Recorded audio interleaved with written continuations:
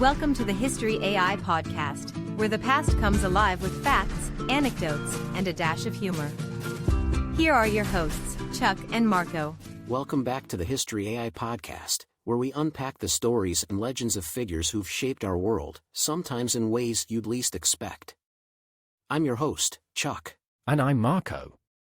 Today we're going to roll back the clock to the 1800s to talk about a man whose name might not be on the tip of everyone's tongue, but who left an indelible mark on the city of San Antonio, Texas. That's right, Marco. Today, we're talking about William Menger, a German immigrant who didn't just brew beer, but also brewed up a legacy that still stands tall. And by tall, I mean the Menger Hotel, but we'll get to that. Oh, absolutely. But before we dive into his bricks and mortar, let's rewind to his early life and family history. William Menger was born on the 25th of February, 1827, in Germany. That's right, born in the land of beer and bratwurst. Menger might have been German by birth, but he was Texan by choice. Or was it the lure of that sweet Texan soil that brought him over? We'll chew on that in just a bit.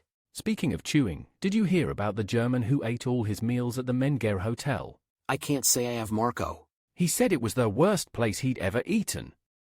But, in all seriousness, it was far from the worst. People actually raved about the food there. Oh, Marco, you're on fire today.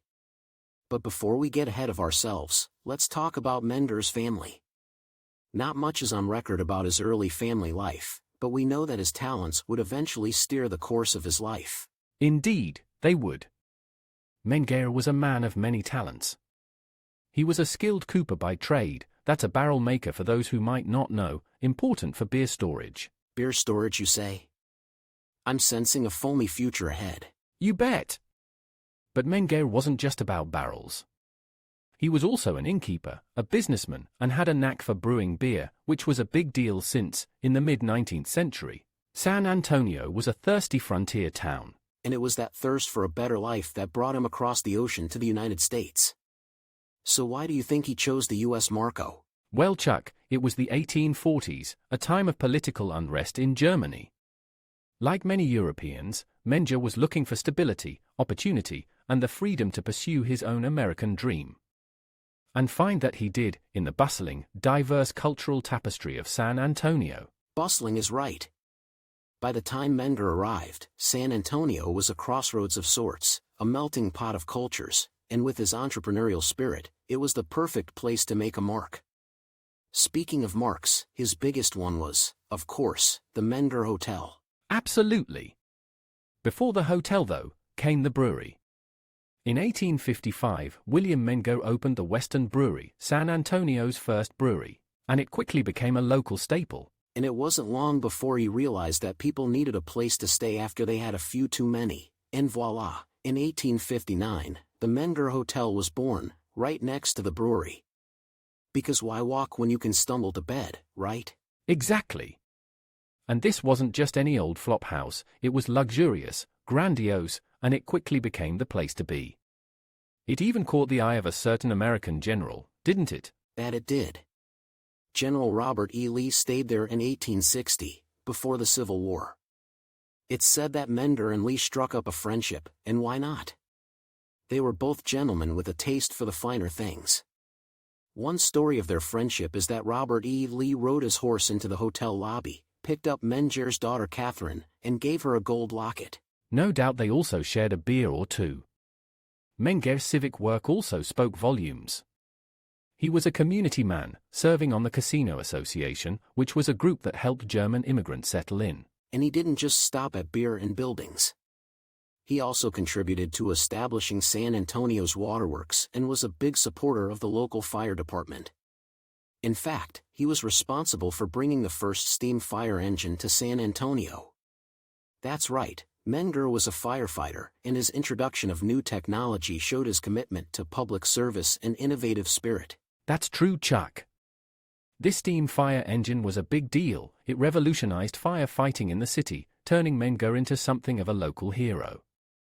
The man didn't just serve beers, he served the people. Folks, before we continue with William Menger's lasting impact, let's take a quick pause to hear a word from our sponsor. From the mind behind the History AI podcast comes an electrifying journey into the past. A Ripple Through Time, Franklin's Folly. Dive into a tale where Benjamin Franklin, America's beloved inventor, takes an unexpected journey through time. But with his leap, he unleashes a powerful ripple. Now, with dark forces lurking in the shadows, harnessing this energy to shatter and enslave the world, it's a race against time. Will Franklin fix the future? Or will history rewrite itself? Uncover the secrets. A Ripple Through Time, Franklin's Folly. Time has never been more fragile. On Amazon now. Now, back to William Menger. So Marco, what would you say is Menger's lasting impact? Chuck, it's got to be the Menger Hotel. It stands today as a monument to his vision and determination. The hotel has hosted presidents, generals, and countless celebrities. It's more than just a building, it's a historical landmark that tells the story of San Antonio's growth. And let's not forget the beer. His brewery laid the foundation for San Antonio's brewing industry, which is still thriving today. It's clear that Menger left his mark not just on San Antonio, but on the hearts of its people. He passed away on March 19, 1871, but he lived a life full of ambition, service, and community spirit. A true testament to the American immigrant story. Agreed. William Menger was a man who came to the U.S. with a dream and, despite all odds, turned it into a reality. From his talents as a cooper, brewer, and hotelier to his generous civic work, including enhancing the city's fire safety, his legacy is a rich tapestry that continues to add color to the story of San Antonio. And with that, we're coming to the end of today's episode. Remember, if you enjoyed diving into history with us, thank the past by helping us shape the future of this podcast. That's right. Be sure to subscribe, rate, and share the History AI podcast with your friends, family, and fellow history buffs. We've loved having you along for this historical journey, and we can't wait to bring you more stories from the past. Until next time, I'm Chuck. And I'm Marco. And you've been listening to the History AI podcast. Goodbye, and keep making history.